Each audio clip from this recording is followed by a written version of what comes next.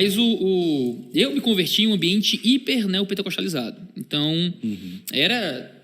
no fim da pregação era caindo para trás, era oração na cabeça, e era língua sapateado, profecia todo culto, esse negócio todo. E eu entendi que aquilo era a verdadeira religião, eu tenho que entrar nisso aí e acabou. Então, poxa, se isso é o cristianismo, é nisso que eu vou entrar. Então, eu orava, eu demorei 1 ano para falar em línguas, né? Comecei a falar em línguas, né? E eu ainda falo, eu falei na igreja de vocês, acredita nisso? Vou contar aqui para esse segredo aqui.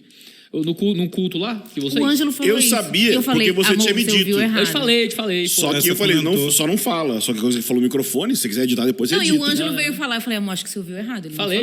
Isso. Eu disse, mas eu pensei assim, será que eu ainda sei falar? Será que eu ainda falo? Vou testar, né? Aí eu fui testar, eu falei lá assim, E aí, na semana, às vezes que você fez um vídeo que foi um negócio de línguas da Michelle Bolsonaro. Ah, será que eu fiz? Foi na sequência. Aí eu vi assim, pô, foi uma coincidência. Ele tá manso, né? Porque ele falou assim, beleza, é línguas, mas na favela a linguagem é a pentecostal e não é desse intelectualismo aí.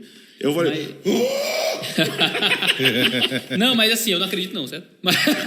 Eu entendo. Porque já começou o corte. Pra você ver como já começaram os cortes já no YouTube, entendeu? Iago é um pentecostal enrustido no meio de nós. Mas falou em língua do Convergência. Não, porque eu não acredito. É porque o ponto é que eu não acredito, na minha fé pessoal, que isso é o dom de línguas da escritura. Entendeu?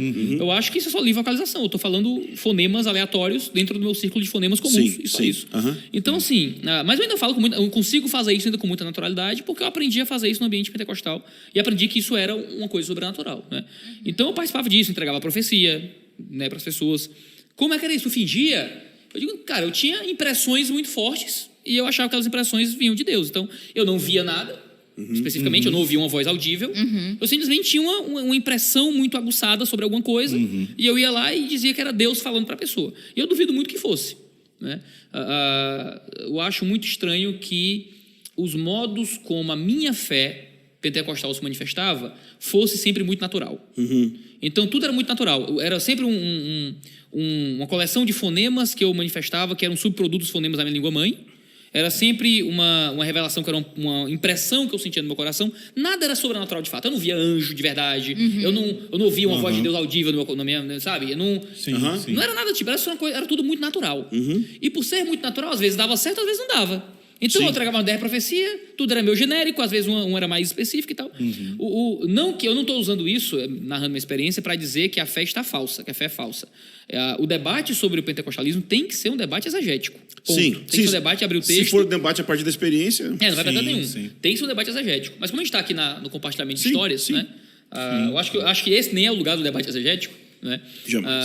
Mas eu tenho certeza que o modo como eu chegaria ao texto talvez fosse diferente. Não que eu esteja dizendo que eu estou necessariamente lendo o texto a partir da descrença, mas é porque nenhuma leitura é neutra, né? Claro. Então, quando eu olho a exegese pentecostal e eu discordo da exegese em si, ponto.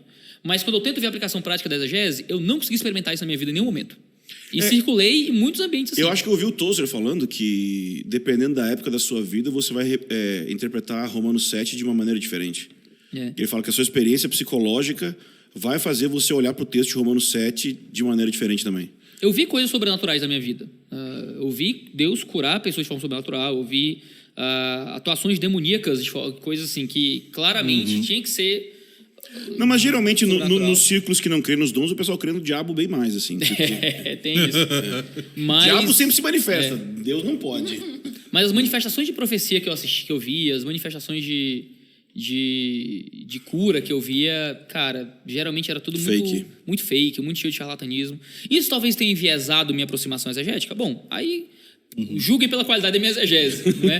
Mas eu estou tentando só ser o mais aberto possível. Eu tenho muita dificuldade hoje, na minha cabeça, de conseguir entender como se manifestaria na prática, né, uma igreja continuista, os dons acontecendo, quando existe esse distanciamento tão grande, sabe? Eu, por exemplo, eu não sou um cessacionista, no sentido estrito. Eu também não sou um continuista no sentido pleno. Não é? Eu inventei um termo...